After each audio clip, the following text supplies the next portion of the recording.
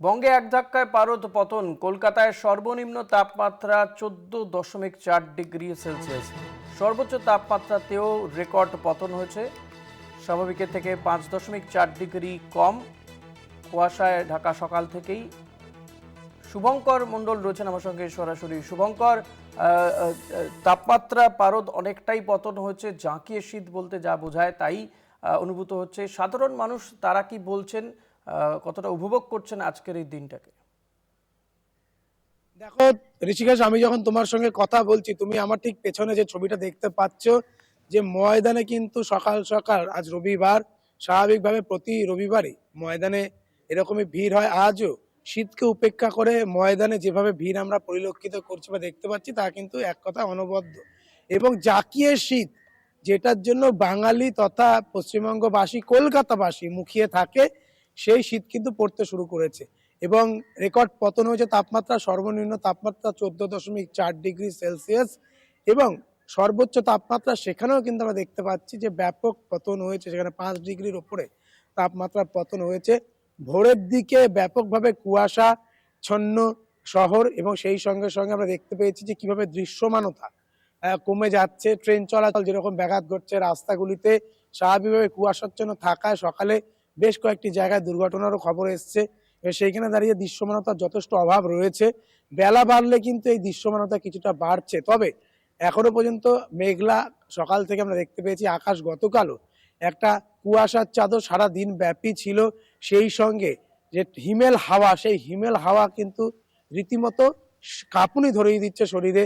বিভিন্ন জায়গায় শহরের কোনায় আনাচে কানাচে আমরা দেখতে পেয়েছি যে কিভাবে আগুন পোহানোর যে তোড়জোড় সেটি চলছে। কাঠ জ্বালিয়ে, কোথাও কাগজ জ্বালিয়ে আগুন পোহানোর যে তোড়জোড়, এবং সেইখানে তাকিয়ে স্বাভাবিকভাবেই আজ রবিবার শহরাঞ্চলের বিশেষ করে যেসব জায়গাগুলি দর্শনীয়, যেমন ভিক্টোরিয়া মেমোরিয়াল, সেই সঙ্গে সঙ্গে চিড়িয়াখানা, সেই সঙ্গে একাধিক অ্যামিউজমেন্ট পার্ক, সেখানে বেলা বাড়ার সঙ্গে সঙ্গে ভিড় যে বাড়বে এক কথা বলা যেতেই পারে।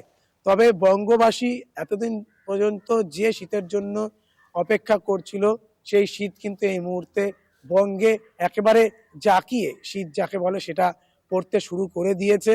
এবং আমি যেটি বলছিলাম যে শিশির ভেজা ঘাস, সেই সঙ্গে সঙ্গে সকালের দিকে কুয়াশা, বেলার দিকেও বেশ কিছুটা কুয়াশার প্রভাব থাকছে। আবার সূর্যাস্তের পর দেখা যাচ্ছে যে ঠান্ডা কিন্তু ব্যাপকভাবে বাড়ছে। শুভঙ্কর, শহরের এই এই ছবিটা যদি এরকম হয় তাহলে উত্তর। শুভঙ্কর, এই পরিস্থিতি আগামী কতদিন বজায় থাকবে? কারণ সামনেই ক্রিসমাস বড়দিন, তারপরে বছর শেষ। এই সময়টুকু কি মানুষ এই ধরনের জাঁকিয়ে ঠান্ডা উপভোগ করতে পারবেন? একেবারে ঋষিকেশ, দেখো আলিপুর আবহাওয়া অফিসের তরফ থেকে কিন্তু এরকমই সম্ভাবনা ব্যক্ত করা হয়েছে যে এখন কিন্তু একদম আরো সপ্তাহখানেক বা তার বেশি এই যে ওয়েদার বা এই যে তাপমাত্রা পারদের পতন, এটা কিন্তু পরিলক্ষিত হবে। হ্যাঁ, তারতম্য কিছুটা হয়তো থাকবে। আজকে 14.4 যেটা রেকর্ড পতন বলে জানাচ্ছে আলিপুর আবহাওয়া অফিস, তার থেকে হয়তো কিছুটা বাড়বে, হয়তো 15তে পৌঁছাবে, 15.5 বা 16-র কাছাকাছি। কিন্তু যে জাঁকিয়ে শীত যেটাকে বলা হচ্ছে, সেই শীত কিন্তু এই মুহূর্তে বঙ্গে পরিলক্ষিত হচ্ছে। সেই শীত কিন্তু জাঁকিয়ে পড়ছে এবং এটার জন্যই বাঙালি মুখিয়ে থাকে, এটার জন্যই শহরবাসী, আপামর শহরবাসী তারা মুখিয়ে থাকে। ফলত সেইখানে দাঁড়িয়ে স্বাভাবিকভাবে সামনে ক্রিসমাস 24 তারিখ রাতে আমরা দেখতে পাবো বিভিন্ন যে যে সেন্ট পলস ক্যাথিড্রাল থেকে শুরু করে বিভিন্ন যে চার্চগুলো, সেখানে মানুষের ভিড় জমাতে। পার্ক স্ট্রিট, অ্যালেন পার্ক, সেখানে মানুষের ভিড় ইতিমধ্যে জমতে শুরু করেছে। 18 তারিখ সেখানে মুখ্যমন্ত্রী মমতা বন্দ্যোপাধ্যায় অনুষ্ঠানের উদ্বোধন করে দিয়েছেন। এই মুহূর্তে লাইটে বা আলোতে ভরে যাচ্ছে, সন্ধে নামলে আলোতে ভরে যাচ্ছে পার্ক স্ট্রিট চত্বর।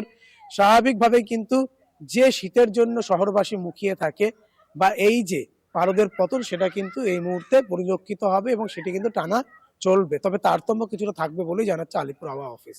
ঋষিকেশ, অনেক ধন্যবাদ শুভঙ্কর। কথা বলছিলাম আমাদের প্রতিনিধি শুভঙ্কর মণ্ডলের সঙ্গে। নিঃসন্দেহে এরকমই জাঁকিয়ে শীত থাকবে বলে জানাচ্ছে আলিপুর আবহাওয়া দপ্তর। ফলত উপভোগ করতে পারবেন বাঙালি আগামী কয়েকটা দিন। নিঃসন্দেহে বড়দিন এবং বছরের শেষ বা নতুন বছরকে স্বাগত জানানোর সময়ও এই ঠান্ডা থাকুক, এমনটা কিন্তু চাইছেন ইতিমধ্যে বঙ্গবাসী।